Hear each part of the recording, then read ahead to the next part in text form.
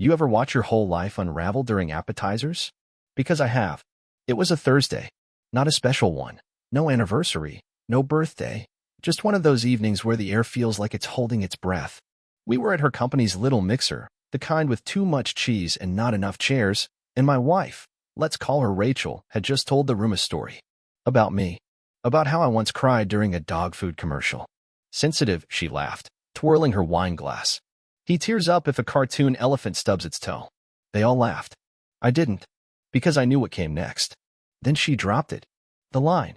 I mean, that's probably why I had to go elsewhere for some excitement. A pause. You could hear the clink of ice melting in cocktails. I smiled. Just a twitch of the mouth, a reflex from years of diffusing tension with charm. But my stomach? That dropped like a bad check. They laughed again.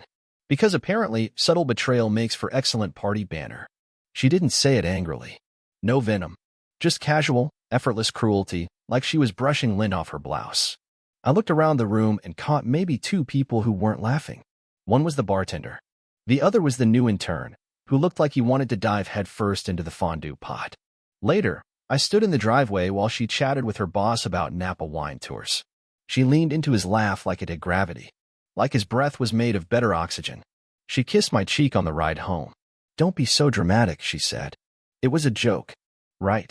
Because nothing says humor like announcing your infidelity over Brie and Sauvignon Blanc.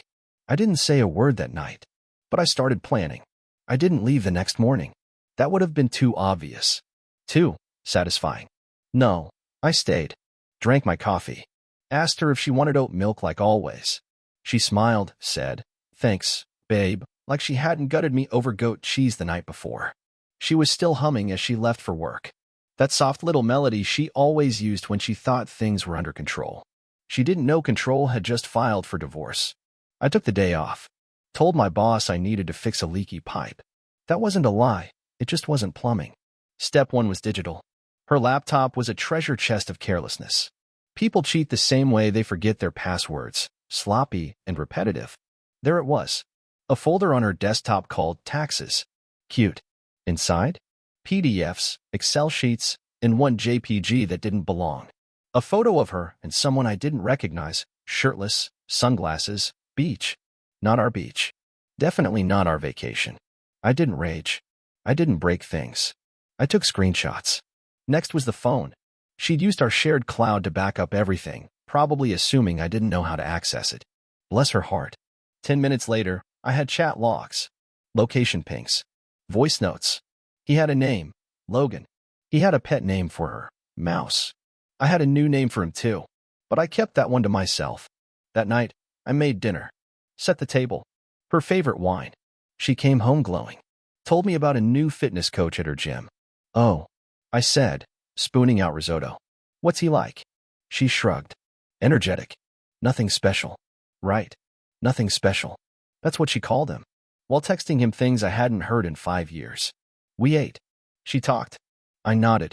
And underneath that calm? A man quietly building a ghost. By midnight, I had rerouted my paychecks, packed a suitcase she wouldn't notice was gone, and emailed myself every receipt of the last 6 months, hers included. Especially the ones from that cabin in Vermont. Because what comes next? That's not abandonment. It's extraction. I left the way a ghost would. Not in the middle of the night, like some dramatic soap opera exit. No, Rachel got her morning routine, down to the last rinse and spit at the bathroom sink. I even handed her the travel mug she liked. Said, "Drive safe."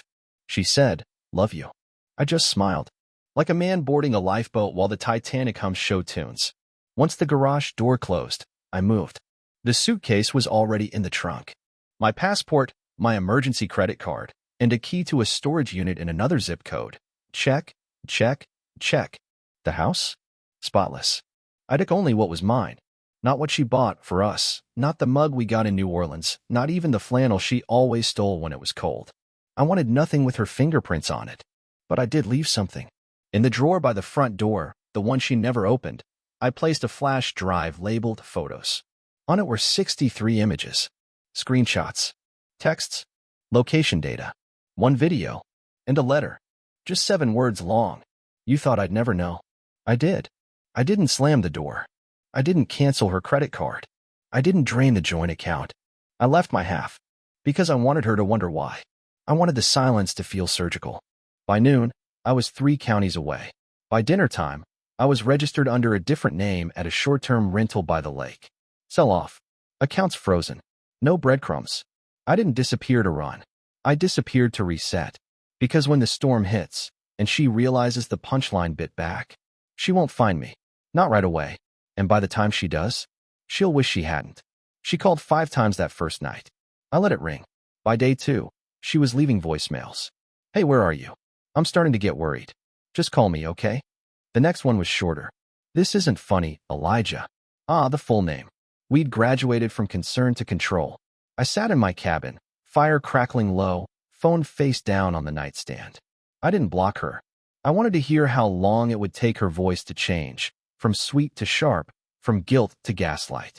By day 4, it arrived. You're punishing me, aren't you? What is this? Some dramatic stunt. Come home and talk to me like an adult. Like an adult. This, from the woman who used our anniversary dinner to workshop a stand-up bit about my emotional range. I didn't reply. I didn't even listen to the rest of the messages. I just sat on the porch with coffee and the breeze, watching the lake change color with the sky. I hadn't felt this kind of stillness in years. But I knew peace had a short shelf life. And on day 6, she broke it. I was pouring cereal when the security app pinged, motion detected. I opened the feed. There she was, standing in our kitchen. My kitchen, technically. She still had a key. That was on me. She looked like she hadn't slept. Hair tied back, makeup half done, eyes scanning the place like it had answers. She opened drawers, checked closets. She even walked into the garage and just stared. Like the absence of me might explain the absence of everything else. That night, she texted again. You left without a word. That's cruel, Elijah. Whatever I did, we don't erase each other. There it was. The poetry of the guilty. Whatever I did. Like she forgot the names, the lies, the hotel receipts. I wrote a reply and deleted it 4 times. Finally, I sent this. I didn't erase you. I just stopped letting you write over me. Then I turned off the phone and didn't look at it for 2 days. She must have gone into PR mode after that. Friends started calling. Hey man, Rachel's worried about you. Her sister left a message. You two just need to talk. Every couple hits rough spots. One guy even showed up to the cabin. Chad, the same Chad who once told me Rachel was a handful but worth it. He stood on the porch like a school principal doing a welfare check. Hey man, mind if I come in? I didn't answer. I just looked at him, long and level, then shut the door in his face. Later, I found a note under the welcome mat. She's breaking down, dude. Talk to her. I threw it in the fire. Because here's the thing nobody tells you. Betrayal isn't just what someone does to you. It's what they expect you to tolerate after they've done it. And Rachel? She thought the credits would roll after a good apology. That I'd cry, scream, maybe disappear for a few days, but I'd come back. I always came back. But this time, I was writing the sequel, and she wasn't in it. On day 11, she posted a photo. Us at the beach, 3 years ago. Caption, no one's perfect. But some people are worth fighting for. The comments rolled in. Heart emojis. Encouragement. One old friend commented, true love always wins, red heart. I nearly choked on my coffee. The next day, she posted a second one. Her in the kitchen, holding my favorite mug. Trying to stay hopeful. Missed this fool. I sent her a message that afternoon. Take the mug. Take the memories. I've got the truth. Let's see which one of us sleeps better. She didn't reply, but she didn't post again, either. The silence that followed felt almost holy. Then, 2 weeks after I vanished, I made my move. No yelling. No confrontation. Just a delivery. To her office. A manila envelope. Inside, 2 things. A copy of the flash drive's contents. Photos, messages, dates. A single-page letter. Rachel, I loved you with the kind of loyalty you write novels about. You chose to write comedy instead. Here's the punchline. I'm not coming back. I didn't need a reply. That wasn't the point. I wanted her to read it during a meeting. Maybe during her morning coffee. Maybe when she thought she'd already started rebuilding the story. Because there's something beautiful about controlled detonation. Not loud. Not violent. Just precise. And the fallout? That was hers to manage. By month's end, my lawyer had the divorce papers ready. Clean. Direct. No vengeance. No screaming matches. Just a list of what's mine and what's hers. Stripped of illusion. Stripped of narrative. She called once more. I didn't answer. She left a message. The last one I'd ever listened to. Elijah, I didn't know how bad things were. I didn't know you were hurting that much. I was selfish. I got lost. But I didn't stop loving you. I let it play twice, just to hear how regret sounds when it's too late. Then I deleted it. Because once you stop being someone's backup plan, you learn how loud freedom can be. They say revenge is a dish best served cold. But honestly, I didn't want it served cold. I wanted it served unnoticed. The kind of meal where you don't realize what you swallowed until the damage is done. I wasn't interested in fireworks. I was interested in rot. See, Rachel hadn't just betrayed me. She performed the betrayal, laughed about it, packaged it like a relatable anecdote for her colleagues and followers. And when I didn't crumble like the sensitive husband character she'd crafted, she got confused, then scared, then quiet. That was my window. So I went to work, not with fists, not with threats, but with information. I still had access to our shared drive. She never changed the password. Probably assumed I'd moved on and wouldn't look back. Wrong assumption. Inside the folders were invoices, itineraries, social media drafts, even some DMs she screenshotted to send to her friends for laughs. They called me Emo Elijah. Said I probably cried watching cereal commercials. They weren't wrong. I'd teared up during a Frosted Flakes ad once. The dad surprised his kid with tickets to a baseball game he thought he'd miss for work. Sentimental stuff. But now I wasn't crying. I was documenting. That DM folder? Goldmine. She wasn't just cheating. She was multitasking it. Logan was one of 3. All with overlapping dates and all thinking they were the one who made her laugh again. I didn't confront her. Not yet. Instead, I created a PDF. Just one. 8 pages. No commentary. No embellishments. Just timestamps, screenshots, and a single cover page that said, "When the mask slips." I sent it to Logan first. No subject line. No explanation. He replied 2 hours later. Jesus. That's all he wrote. I sent it to the other 2 as well. No need to CC her. She'd get the fallout soon enough. And I waited. Not long. The social media posts stopped. Her comments went quiet. Mutual friends started unfollowing her. Some of them reached out to me. "You okay, man? Never liked how she talked about you. Should have left sooner." Hollow sympathy. Late-stage loyalty. I didn't care for it. Then came the message that told me the tide had turned. From Rachel. "You destroyed me. You didn't even give me a chance to explain. Now they all think I'm a monster." I stared at those lines for a full minute. Then I wrote back. "You made sure I was the joke. I made sure they saw the setup." Send. 3 days later, her job reached out. One of the PR firms she contracted for had a reputation clause. Turns out they didn't like the idea of someone mocking their spouse while sleeping with coworkers and laughing about it online. She wasn't fired. Just phased out. Soft exits. Fewer calls. Less influence. And me? I wasn't happy. That's the part no one tells you about revenge. It's not a party. It's not a climax. It's an echo. And sometimes the echo just reminds you how empty the room is. I'd gotten justice. In a way. But I still couldn't sleep. So I went home. Not to move back in. Just to visit. A tour of the wreckage. She wasn't there. Good. The house looked the same, but smelled different. A little like lavender. A little like panic. On the fridge was a note in her handwriting. "We can talk if you want to." She even underlined "talk" like it was a peace treaty. I walked through the house slowly, like a man inspecting a crime scene. My coffee mug was gone. The chair I always sat in had a new throw blanket. The bed, made on her side, unmade on the other. Like she wanted me to think I could still climb back in. I didn't sit. I didn't touch anything. But I did open one drawer. The one by the bed. Inside was the flash drive I left her. Still unopened. That told me everything. It wasn't that she hadn't seen the truth. It's that she couldn't bring herself to face it. On the way out, I took one thing. Not out of spite, just clarity. A framed photo of us at the lake. Back when smiles weren't staged, and we still held hands without thinking. I slipped it out of the frame and left the empty glass shell on the counter. No note. Just absence. Back at the cabin, I burned the photo. Because I realized something. The version of us in that picture? He deserved better. So did she. So did I. So I let him go. As the flame ate away the corners of our smiles, I whispered, "Goodbye." Not to Rachel. To the version of me who waited for her laugh. Who folded socks. Who thought being kind would keep her loyal. He was gone now. Ashes in a fire pit by a lake. And what came next? That wouldn't be revenge. It would be rebirth. It's funny how silence changes flavor over time. At first, it's bitter. It tastes like questions you weren't allowed to ask and answers you didn't want to hear. But give it time, let it simmer long enough, and silence turns savory. It starts to feed you. That's where I was, living on silence like it was protein. The cabin had become a cocoon.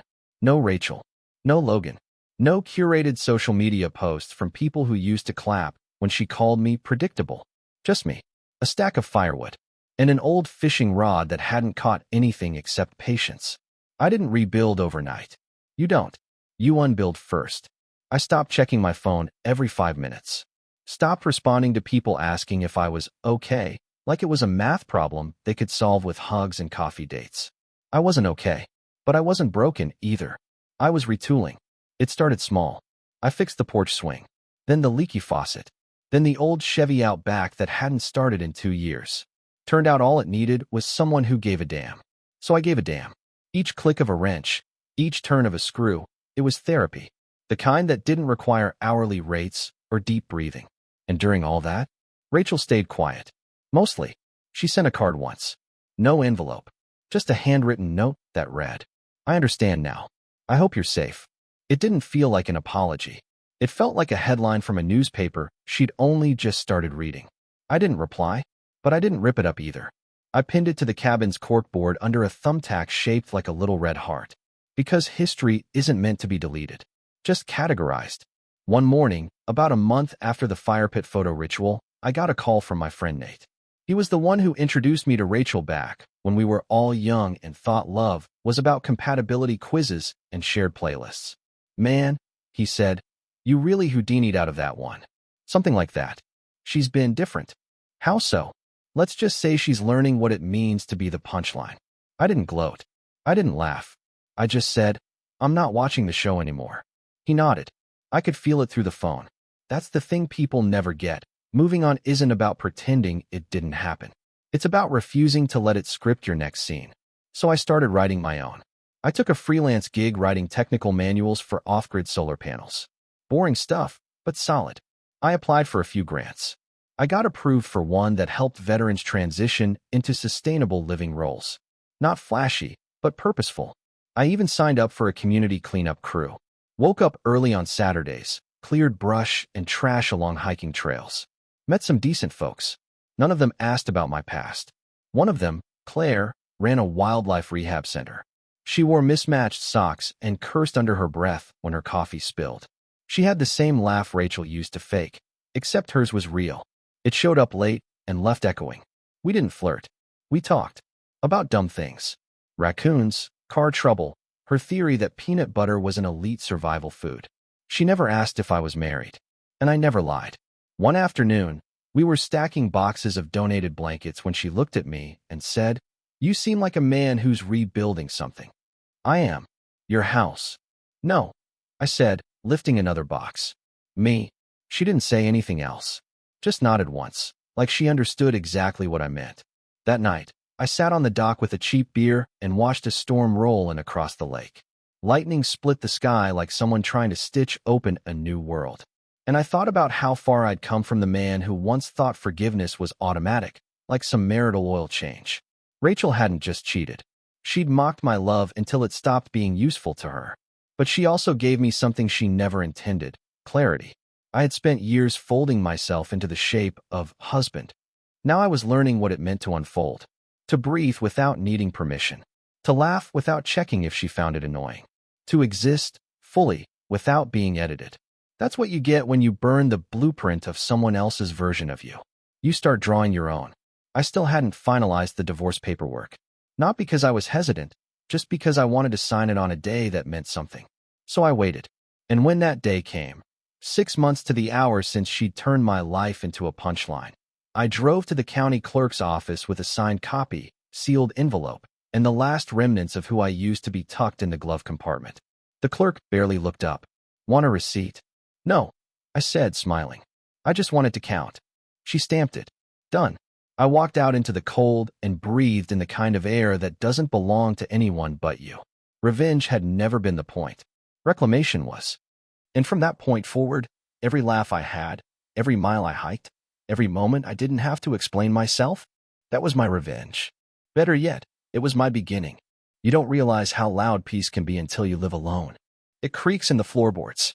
It hums in the fridge. It wraps itself around your shoulders like an old coat, scratchy at first, then warm. Not comfortable. Not yet. But familiar. After the papers were filed, the cabin didn't feel like exile anymore. It felt like headquarters. A base of operations for a life I hadn't started living until now. I spent my mornings making coffee from scratch, none of that pod nonsense Rachel used to swear by. I chopped wood. Learned to cook with cast iron. Started reading again. Books without romance. Books where the protagonist didn't beg someone to stay. And every time I passed the mirror, I stopped flinching. The man in the glass didn't look tired anymore. He looked ready. Claire came by on Tuesdays and Thursdays. Sometimes with injured birds and shoeboxes. Sometimes with soup. Never with questions I didn't want to answer. "You good?" she'd ask. Getting there. That was enough for her. We didn't define anything. Didn't need to. She liked space, and I had acreage. One night, we sat on the dock, passing a bottle of red wine and naming constellations like we were kids on a school trip. "Do you ever think," she said, "that life is just a bunch of drafts? Like, you're never done editing?" I looked up. Orion's Belt. The only constellation I never forgot.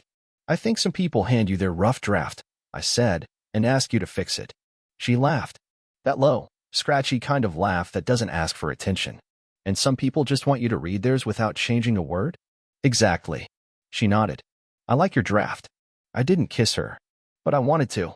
Not because I needed to be saved, because I wanted to share the silence. That was the first time in years I looked at someone and didn't feel like I had to perform. With Rachel, I was always on stage. With Claire, I was just there. Present. Breathing. Real. Later that week, I got an email from Rachel. Subject line, closure. Just that. One word. I almost didn't open it. But I did. Elijah. I've been doing the work. Therapy, journaling, all of it. They tell me to make amends where I can. I don't expect forgiveness. I don't even expect a reply. I just need you to know. I see it now. I see what I did to you. How I used your steadiness as a trampoline and resented you for not breaking. You didn't deserve that. I lied to myself about why I laughed at you. It wasn't because you were weak. It was because you were stronger than me in all the ways I couldn't understand. If you're ever open to it, I'd like to talk. Just talk. Not about fixing things. Just about understanding them. It didn't make me angry. It didn't move me to tears. It just confirmed what I already knew. The story had shifted. She wasn't the villain anymore. Not really. Just someone who'd read the wrong map and burned the right one. I didn't respond. Not because I was cruel, but because I wasn't the same man who needed closure from her. She could keep her apology. I had peace. Weeks passed. Claire and I painted the old tool shed. I started writing again, nothing big, just personal essays, maybe a memoir someday. I titled the draft folder, Things That Didn't Break Me. And one evening, out of nowhere, I went back to the city. Not to Rachel. Not to the house. I just wanted to walk downtown. To hear the noise again. To sit in a crowded diner and remember what it was like to be anonymous. That's where I saw her. Not Rachel. Her friend, the one who laughed the loudest at that party. She saw me too. Her eyes went wide. Not from guilt. From disbelief. "Elijah," she said, stepping over with a kind of forced enthusiasm, "I didn't know you were still in town." "I'm not." She looked me over. I was wearing flannel, boots, probably still smelled like cedar smoke and independence. "You look different." "I am." There was a pause. She shifted her weight. Looked unsure. "She talks about you," she said quietly. "Says you were the best thing she never understood." I nodded. She was the loudest thing I misunderstood. We didn't exchange numbers. Didn't hug. Just nodded and parted ways like people who knew the chapter was closed and neither of us were bookmarks. Back at the cabin, Claire was sitting on the steps, feeding peanuts to a squirrel who probably had an entire savings account in the woods. "You disappear?" she asked. "Temporarily." "Did it help?" "Yep." "Want to talk about it?" I sat beside her. Close, but not touching. "No," I said, "but I want to hear you talk." So she did. About birds. About the owl with one eye who kept showing up like he owned the place. And that night, under a moon that didn't care who we used to be, I realized something. Rachel broke my heart. But she also broke the box I'd been living in. And what I built from the wreckage wasn't just a life. It was a home. There's a moment after healing when you look in the mirror and don't flinch, but you also don't smile. That's when you know the pain's gone, but the scar's still deciding what story it wants to tell. It was early spring when that moment came for me. I'd been in the cabin nearly a year. The snow melted without ceremony. The birds returned like nothing had ever gone wrong. And I was still here. Not surviving. Living. But something gnawed at me. Not Rachel. Not her betrayal. Not even the apology I never answered. It was me. Not the version she tore down, the real one. The man who waited too long to speak. Who kept the peace while the war brewed quietly on the kitchen counter. Who thought love was a badge you wore through beatings, instead of a fire you fed with truth. I hadn't forgiven that man. So I wrote him a letter. Elijah. You tried. That matters. That counts. You folded laundry and cooked dinner and bit your tongue until it bled. You thought that would earn you loyalty. It didn't. But you weren't weak. You were hopeful. And when hope died, you built something stronger. Keep building. Me. I folded the letter and slid it into the same drawer where I once left that flash drive. Only this time, no one else needed to read it. That night, I looked in the mirror. Still no flinch. Still no smile. Just peace. Quiet, real, earned. Claire and I never defined ourselves. We didn't need to. We shared coffee, sarcasm, and silence better than most couples share a bed. But one morning, I woke up and realized something. I didn't want her to wonder where she stood. So I told her. We were hiking, boots in the mud, wind in our ears. She was talking about rehabilitating a hawk with a busted wing. I know how that bird feels, I said. She smiled. Yeah? Got a bad wing? No. I've just been grounded too long. She looked at me. Waiting. I want you to know, I said, this isn't recovery anymore. Not for me. This is real. You're real. I'm here, fully. Claire didn't cry. She just nodded, kissed me once, soft, quiet, with the weight of someone who knows what it costs to trust again, and said, took you long enough. We never said boyfriend. Never said moving in. But she brought her dog over the next weekend. And if that's not commitment, I don't know what is. Then, something strange happened. Rachel wrote again. Not an email. A real letter. Handwritten. Sealed in cream-colored stationery, postmarked from a new address 2 towns over. Elijah. I saw your name in the byline of that piece on resilience. Things that didn't break me. I knew instantly it was you. It was beautiful. Painful. True. I hope you're well. I won't reach out again. But I wanted you to know that I still think about you. Not out of guilt. Just memory. You were good. Even when I wasn't. Rachel. No ask. No manipulation. Just closure. I folded the letter. Placed it next to mine in the drawer. 2 stories. 2 truths. 1 final shelf. So here we are. Not with blood. Not with fists. Not with screaming matches on doorsteps or scorched earth confessions. Just life. Rebuilt. Rewritten. And that's the quiet kind of revenge. Not flashy. Not cinematic. Just the steady pulse of someone who refused to stay ruined. I wake up now and don't check my phone out of habit. I check it because sometimes Claire texts me a photo of a fox in the driveway or her dog in a cowboy hat. I wake up laughing. I keep a notebook beside the bed. For thoughts. For ideas. For memories that used to hurt and now just remind me I survived. Sometimes I reread that last letter from Rachel. Not out of longing. Just to remember what I outgrew. And every once in a while, someone from the old life reaches out. A friend. An in-law. A colleague. They say, man, I still can't believe you just vanished like that. And I always say the same thing. I didn't vanish. I returned to myself. Because that's the truth, isn't it? They thought I was weak because I left quietly. But silence is powerful. So is patience. So is survival. Rachel once said I was the kind of man who folds his socks. She was right. Because the kind of man who folds his socks, he also folds his pain, packs it up, and walks away. And if he ever comes back, it's not to reclaim what was lost. It's to prove he never needed it to begin with.